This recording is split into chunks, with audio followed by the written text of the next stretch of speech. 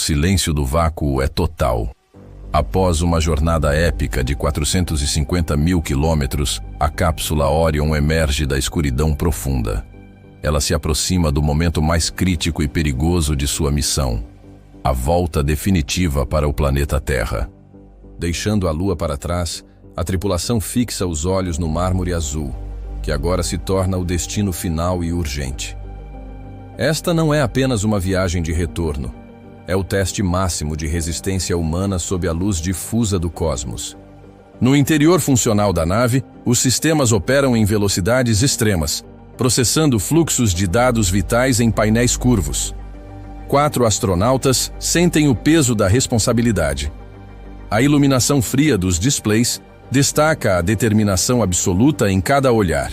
No comando, a capitã supervisiona cada parâmetro milimétrico. Suas mãos firmes ajustam os controles, garantindo a trajetória perfeita. O corredor de reentrada surge nos monitores como um caminho estreito entre o sucesso e o desastre total. A linha amarela do Good deve permanecer centrada. Um erro de apenas 2 graus pode mudar o destino da missão para sempre. Se for raso demais, a nave ricocheteia no espaço. Se for íngreme, o calor extremo da atmosfera a destruirá em segundos. A tensão atinge o auge enquanto a Terra preenche totalmente o campo de visão. O planeta cresce rapidamente diante dos viajantes. A capitã mantém o foco inabalável, observando a alternância frenética de dados enquanto o escudo térmico se prepara para o impacto. A Orion toca a atmosfera superior. O brilho do plasma envolve a base, sinalizando uma reentrada precisa e o início do retorno. A jornada de quase 500 mil de quilômetros termina aqui. O lar finalmente está ao alcance, em um abraço de fogo. Ela parece diferente quando você sabe que vai entrar nela. Um dos astronautas olha pela janela. A Terra está maior agora, reconhecidamente maior do que era horas atrás. Ela parece diferente quando você sabe que vai entrar nela, ele diz, a voz baixa, quase para si mesmo. Ninguém responde, não há nada a dizer. Para a equipe a bordo da Orion, esta é a primeira vez em mais de 2 semanas que a Terra parece próxima o suficiente para ser real. Real e, pela primeira vez, ameaçadora. Porque entrar em uma atmosfera planetária a 40 mil quilômetros por hora não é um retorno, é uma colisão controlada com o ar. Uma visualização mostra a trajetória da Orion em curva ao redor da Terra, com a linha de reentrada destacada em laranja. Abaixo, uma barra de cronômetro, T-4 3200 para início da queima de separação do módulo de serviço. Antes que qualquer reentrada seja possível, é preciso desfazer o que foi construído para a missão. A Orion não é uma nave unitária, ela é uma composição. E aquilo que a manteve viva no espaço precisa ser descartado antes que ela possa sobreviver ao que vem a seguir. T-4 3200 para a separação do módulo de serviço europeu. Preparativos. Os astronautas completam a checklist. Cada item é lido em voz alta, confirmado, marcado. A rotina é deliberada, não por formalidade, mas porque em missões espaciais, a rotina é o que separa o sucesso da catástrofe. Um item ignorado aqui pode significar a diferença entre 4 pessoas vivas e uma investigação de acidente. Verificação de traje. Pressurização confirmada. Vedações primárias, nominal. Vedações secundárias, nominal. Os trajes de reentrada da missão Artemis são uma evolução dos sistemas usados nas missões Apollo, mas com décadas de engenharia de segurança incorporadas. Eles são a última linha de defesa caso algo dê muito errado. E muito errado, neste contexto, pode significar coisas que é melhor não detalhar em voz alta enquanto se prepara para elas. A câmera externa mostra a estrutura completa da espaçonave, a cápsula Orion à frente e, conectado a ela, o módulo de serviço europeu, uma estrutura cilíndrica robusta, coberta de painéis solares que forneceu energia, propulsão e suporte de vida durante toda a missão. É maior do que parece. e ele está prestes a ser descartado. O escudo térmico da Orion é a engenharia mais crítica de toda a missão de reentrada. Feito de um material chamado AV-Coat, uma espuma de ablação baseada em resina epóxi, ele foi projetado especificamente para a velocidade da Artemis, quase 40.000 km/h, mais rápido do que qualquer retorno de baixa órbita terrestre, quase o dobro da velocidade de uma cápsula Soyuz na reentrada. Um corte transversal animado mostra as camadas do escudo. A superfície externa de AV-Coat, que vai se queimar progressivamente, liberando gases que formam uma barreira protetora, a camada estrutural de alumínio, o isolamento interior.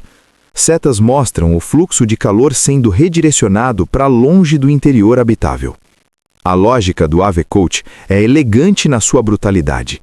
O material se sacrifica. Ao queimar de forma controlada, ele consome o calor antes que o calor possa consumir a estrutura. O escudo não reflete o calor, ele o devora.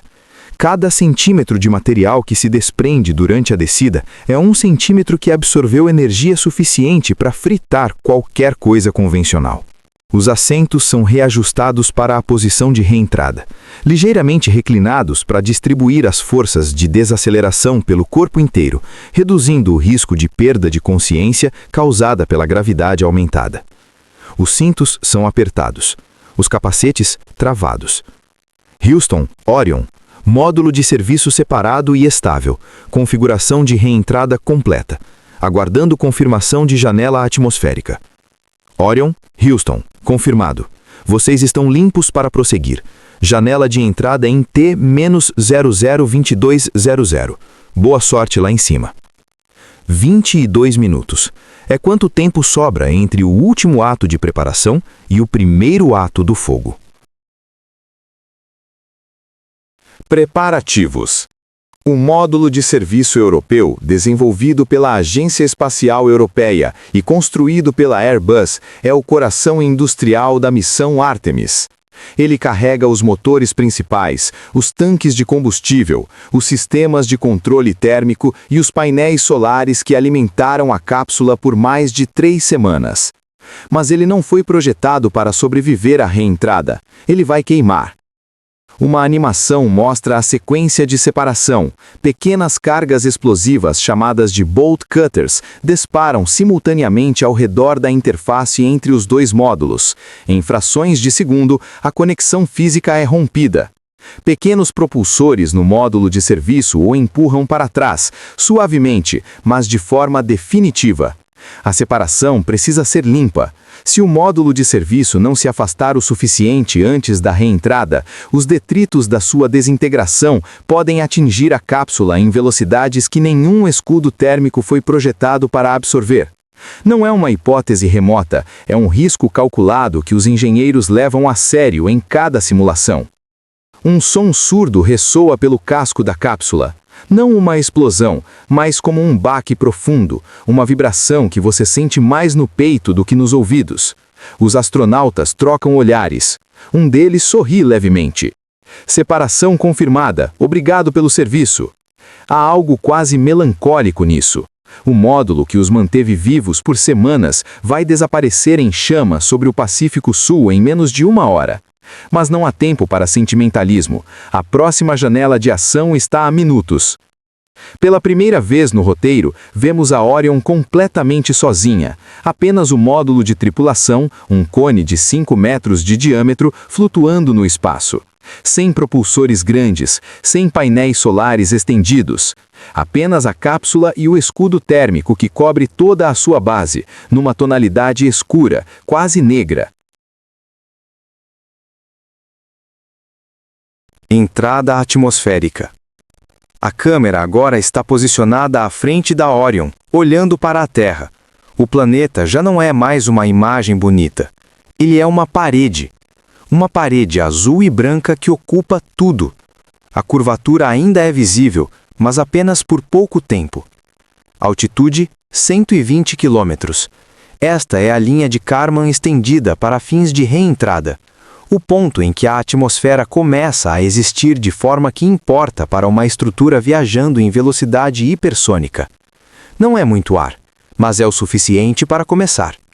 Uma linha vertical com marcações aparece na tela, 120 km marcando o início da reentrada perceptível, 80 km onde o plasma começa a se formar, 50 km onde ocorre a desaceleração máxima, 10 km para a abertura dos paraquedas e 0, o oceano. A Orion vai percorrer esses 120 km de atmosfera em aproximadamente 8 minutos. Para efeito de comparação, uma pedra caindo do alto de um prédio de 10 andares leva menos de 3 segundos para atingir o chão. A Orion vai levar 8 minutos, mas vai começar a 40 vezes a velocidade do som. Uma vibração sutil começa, quase imperceptível, mais como a sensação de um motor de avião distante do que qualquer coisa dramática. Mas os astronautas sentem, e eles sabem o que significa. Primeiro contato atmosférico, sentindo a mordida. Eles chamam de mordida o momento em que a cápsula encontra moléculas de ar suficientes para começar a desacelerar. Neste ponto, a força de arrasto ainda é pequena, mas em questão de minutos, ela vai crescer de forma exponencial. O corpo humano vai começar a sentir algo que poucos humanos já sentiram: a sensação de pesar 4, 5, 6 vezes o normal. E então começa o espetáculo. Nas bordas do escudo térmico, onde o ar comprimido atinge temperaturas acima de 1600 graus Celsius, o ar ioniza, não queima, ioniza. Os elétrons são arrancados das moléculas de nitrogênio e oxigênio e o gás se transforma em plasma. E o plasma brilha. Primeiro uma cor pêssego suave ao redor das bordas, depois laranja, depois um branco laranja que não pertence a nenhuma paleta de cores que existe na superfície da Terra. O plasma que envolve a Orion durante a reentrada não é fogo, é algo mais fundamental.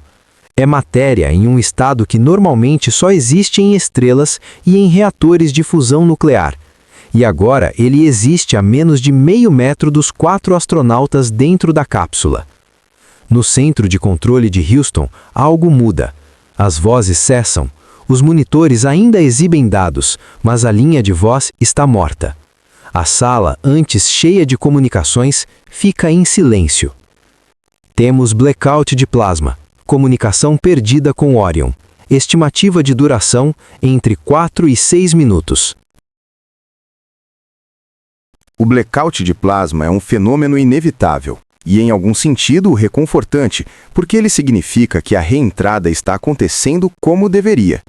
A bainha de plasma que protege a cápsula também bloqueia todas as transmissões de rádio.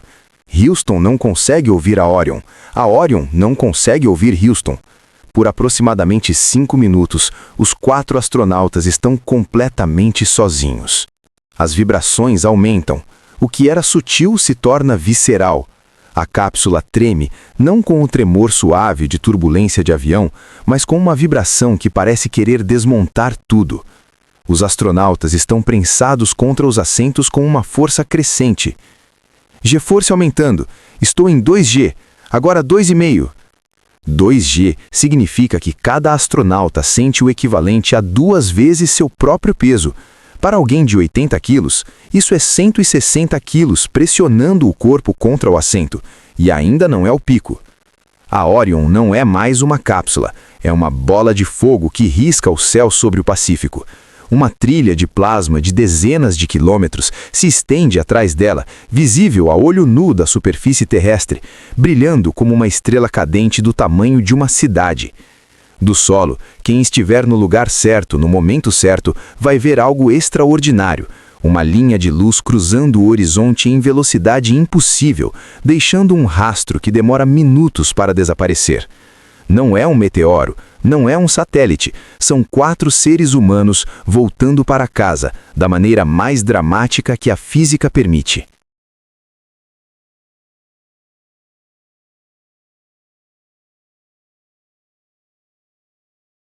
A câmera abre lentamente no telão principal do centro de controle de missão. A linha de telemetria da Orion está interrompida. Um contador exibe o tempo de blackout. 02:18, 02:19, 02:20. O diretor de voo não se move. Ele já viu isso antes, mas nunca deixa de ser tenso. Nestes minutos de silêncio, Houston só consegue monitorar dados de rastreamento de radar. Eles sabem onde está a Orion, eles sabem a velocidade aproximada, mas não sabem como estão os astronautas, não sabem se o escudo está segurando, não sabem se algo deu errado, e não há absolutamente nada que eles possam fazer além de esperar. Lá dentro, a experiência é completamente diferente do silêncio de Houston. Dentro da Orion não há silêncio, há estrondo, há vibração, há a pressão constante e crescente dos G-forces sobre cada centímetro do corpo. A comandante mantém os olhos nos monitores internos que ainda funcionam, os dados de temperatura do escudo térmico, a pressão interna da cápsula, o estado dos sistemas de emergência. Seus dedos estão sobre os controles, mas há pouco para controlar agora. A trajetória foi configurada, a física está no comando. Temperatura do escudo, 1400 graus Celsius, dentro do nominal. Estrutura instável. 1400 graus Celsius. Para referência, o aço começa a derreter a 1370 graus. O escudo térmico da Orion está absorvendo temperatura suficiente para derreter metal, e está fazendo isso intencionalmente, sacrificando sua própria estrutura externa para proteger tudo o que está atrás dela. Uma visualização mostra um mapa de calor da superfície da Orion, a base do escudo em branco-laranja intenso, mais de 2.700 graus Celsius no ponto de maior pressão aerodinâmica. As laterais em tons de laranja e vermelho. A estrutura traseira, onde ficam os paraquedas e os sistemas de comunicação, em amarelo mais frio. O interior habitado, separado por centenas de camadas de material, marcado em azul. O diferencial de temperatura entre o exterior do escudo e o interior da cápsula é de mais de 2.500 graus Celsius, sustentado por alguns centímetros de material que está se queimando de forma controlada. Esta é uma das conquistas de engenharia mais impressionantes da história humana, e ela está acontecendo a 70 quilômetros de altitude sobre o Pacífico. Mas há um perigo que vai além do calor. A Orion utiliza uma técnica chamada de reentrada de salto duplo, skip reentry. Em vez de uma trajetória direta e íngreme, a cápsula salta suavemente dentro da atmosfera superior, como uma pedra em câmera lenta, antes de mergulhar de vez. Isso reduz o pico de temperatura e distribui os G-forces ao longo de um período maior, mas introduz um risco específico. Uma animação mostra a trajetória em duplo arco. A Orion entra na atmosfera, desacelera levemente, sobe de volta para a atmosfera muito tênue por alguns momentos e então mergulha definitivamente. O ângulo do segundo mergulho é ainda mais crítico. Qualquer desvio neste ponto não tem correção. Se durante a fase de salto algum problema nos propulsores de controle de atitude impedir que a cápsula mantenha a orientação correta, ela pode entrar no segundo mergulho com o ângulo errado, e não há segunda chance depois disso. O momento mais brutal da reentrada não é o calor, é a desaceleração. Em questão de segundos, a Orion passa de 11 km por segundo para velocidades subsônicas, e os corpos humanos pagam o preço. 6G. 6G. 6G equivale a 6 vezes o peso do corpo. Um astronauta de 80 quilos agora pesa efetivamente 480 quilos. O sangue tenta fluir para as pernas, os músculos abdominais e peitorais estão em contração máxima para manter a circulação no cérebro. A visão pode turvar, a perda de consciência é uma possibilidade real, e os trajes de pressão e a posição dos assentos foram projetados especificamente para minimizar esse risco. A astronauta na posição traseira fecha os olhos por um momento, não de medo, de concentração. Cada respiração é deliberada, forçada, uma técnica desenvolvida por pilotos para manter o sangue no lugar certo. Cada expiração é um esforço muscular consciente. Mas o pior dos perigos silenciosos não é físico, é técnico. Se o software de guiagem falhar agora, se os propulsores de controle de atitude deixarem de responder, se a cápsula começar a girar fora do eixo planejado, o escudo térmico deixaria de proteger o lado correto da nave. Em poucos segundos, o calor que estava sendo absorvido pelo AVCO chegaria diretamente à estrutura habitável. Não haveria tempo de recuperação. Não haveria alerta suficientemente antecipado. Os sistemas de backup existem, foram testados, foram validados em simulações, mas nenhuma simulação reproduz exatamente o caos físico desta descida, e os engenheiros sabem disso. A margem de confiança é de 99,7%, uma fração de porcentagem que, no espaço, significa a diferença entre heróis e memórias.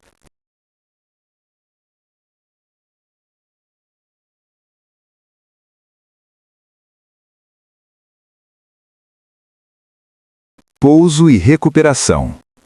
O contador de blackout de plasma no centro de controle de Houston passa de 4,50. A sala está em silêncio profundo. Então, de repente, um som. Um chiado. Um ruído de estática. E então, uma voz. Houston, Orion, estamos de volta. Paraquedas de drogue implantados. Todos os sistemas nominais. A sala explode.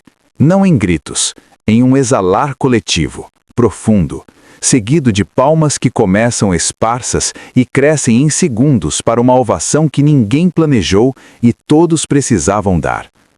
O diretor de voo aperta os olhos por um momento. Então, os abre e sorri. Orion, Houston, recebemos vocês alto e claro. Bem-vindos de volta. A 10 quilômetros de altitude, 2 paraquedas menores, os drogue chutes, já se abriram, estabilizando a cápsula e reduzindo sua velocidade de cerca de 500 km por hora para algo que os paraquedas principais conseguem suportar. A Orion, que minutos atrás era uma bola de plasma viajando a 40.000 km por hora, agora desce em espirais lentas sobre o Oceano Pacífico. Então, os 3 paraquedas principais se abrem. É um momento cinematográfico mesmo sem câmera. Cada paraquedas tem 35 metros de diâmetro, maiores do que a envergadura de um Boeing 737. Os 3 juntos formam um dossel de mais de 2.800 metros quadrados de tecido resistente ao fogo e à força. A cápsula que pesava toneladas em órbita agora desce como uma folha, a menos de 30 km por hora. Dentro da cápsula, o alívio é físico. A pressão sobre os corpos cessa de forma quase abrupta. Depois de minutos de força que os prensou contra os assentos, a leveza súbita desorienta. Um dos astronautas ri, não por nada em particular, apenas porque o corpo precisa liberar algo. Paraquedas principais abertos, descida estável, preparando para impacto na água. O impacto com a superfície do oceano, quando vem, não é suave. A Orion bate na água a cerca de 28 km por hora, mais do que parece para 4 pessoas que acabaram de sobreviver ao fogo. O impacto ressoa pelo casco como um soco profundo. O corpo de água se abre e fecha ao redor da cápsula.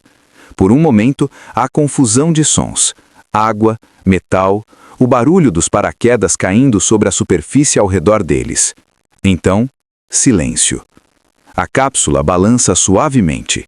De fora, ela parece pequena, um objeto arredondado e enegrecido flutuando numa imensidão azul. O escudo térmico, antes liso e escuro, agora está carbonizado de forma irregular, marcado pelo fogo de uma reentrada hipersônica.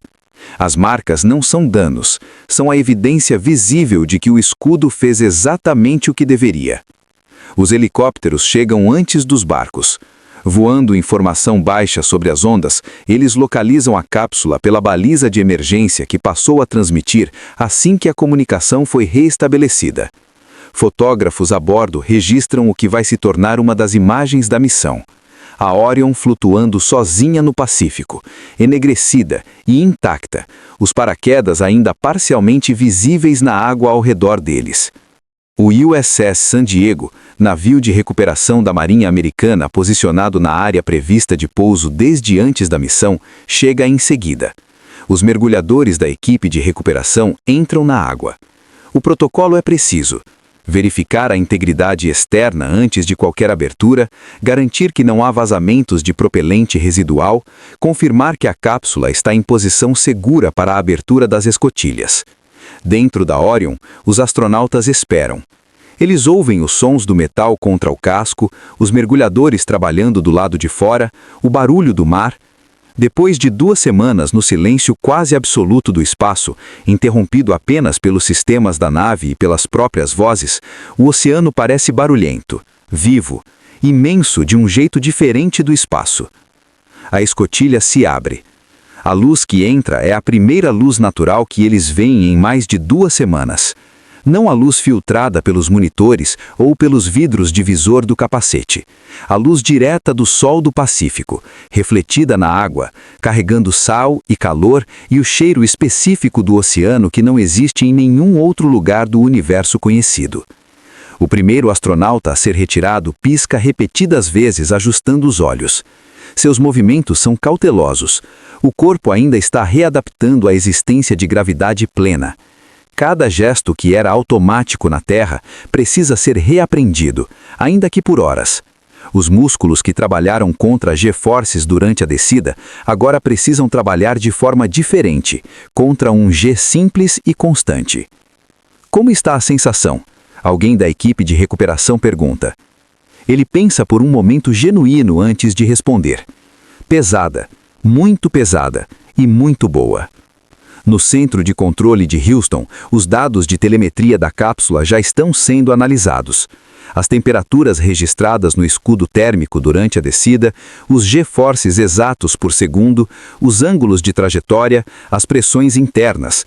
Cada ponto de dado é tanto uma confirmação de que tudo funcionou, quanto um aprendizado para a próxima missão. Porque sempre há uma próxima missão. A Orion foi projetada para voar no mínimo 10 vezes. Este foi apenas o começo. Enquanto os 4 astronautas são transportados para o navio de recuperação, alguns de maca, procedimento padrão após voos longos, não por emergência, a cápsula é içada para fora da água por um guindaste.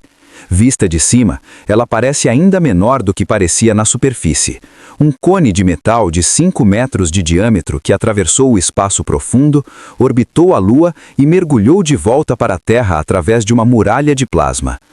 Nas próximas horas, os astronautas passarão por verificações médicas completas.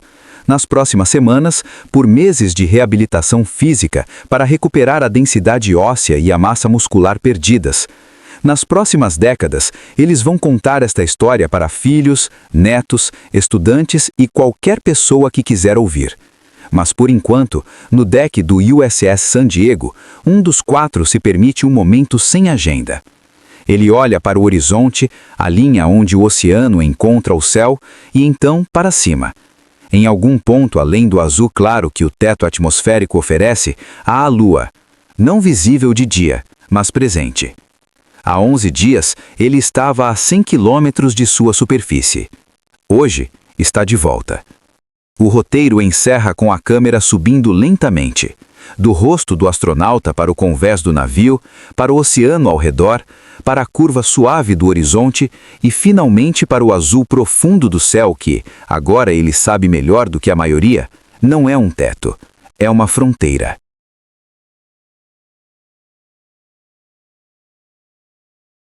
A missão Artemis II representa um dos momentos mais importantes da exploração espacial no século XXI, marcando a transição entre testes iniciais e a retomada efetiva de voos tripulados rumo à Lua. Como parte do programa Artemis, liderado pela NASA, essa missão tem como objetivo principal testar, em condições reais, todos os sistemas necessários para levar seres humanos com segurança ao espaço profundo, algo que não acontece desde o fim do programa Apollo no século passado. Diferentemente da Artemis I, que foi uma missão não tripulada voltada à validação inicial dos equipamentos, A Artemis II levará uma equipe de astronautas a bordo da nave Orion, impulsionada pelo poderoso foguete Space Launch System. Essa missão realizará um sobrevoo ao redor da Lua, sem pousar, mas com a responsabilidade de testar sistemas vitais, como suporte à vida, navegação, comunicação e desempenho da tripulação em um ambiente de espaço profundo. Nesse contexto, a Artemis II pode ser entendida como uma etapa intermediária essencial.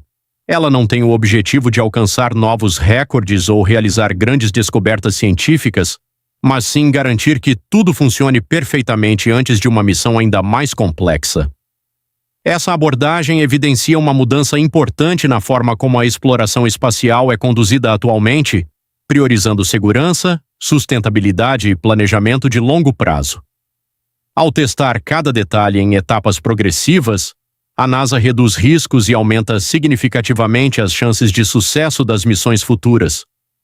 Outro aspecto relevante da Artemis II é o seu papel simbólico e político. A missão não envolve apenas tecnologia, mas também cooperação internacional e inspiração global. O programa Artemis conta com a participação de diversas agências espaciais e parceiros comerciais, demonstrando que a exploração do espaço, hoje, é um esforço coletivo. Além disso, a escolha dos astronautas, incluindo diversidade de gênero e origem, reforça a ideia de que a exploração espacial deve representar toda a humanidade e não apenas uma única nação. A missão também reacende o interesse público pela exploração lunar. Desde as históricas viagens do programa Apollo, especialmente a Apollo 11, a Lua deixou de ser um destino frequente da humanidade. Com a Artemis II, esse cenário começa a mudar.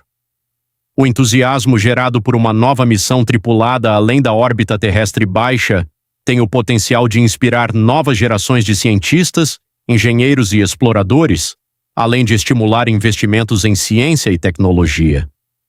Do ponto de vista técnico, a Artemis II será crucial para validar o desempenho humano em missões mais longas e distantes da Terra.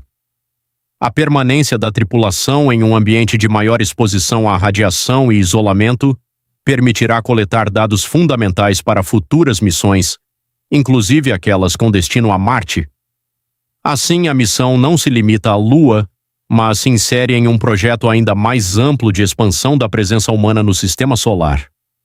Além disso, a Artemis II desempenha um papel fundamental na preparação para a Artemis III, que pretende levar astronautas novamente à superfície lunar.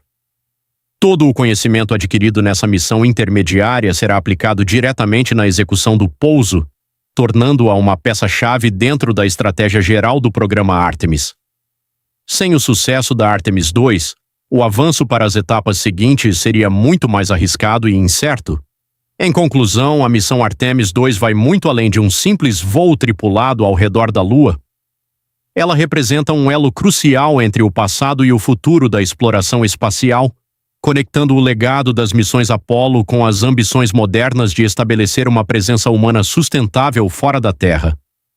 Ao testar tecnologias, fortalecer parcerias internacionais e inspirar o mundo, a Artemis II consolida-se como um marco estratégico que pavimenta o caminho para novas conquistas, incluindo o retorno à superfície lunar e, futuramente, a exploração de Marte.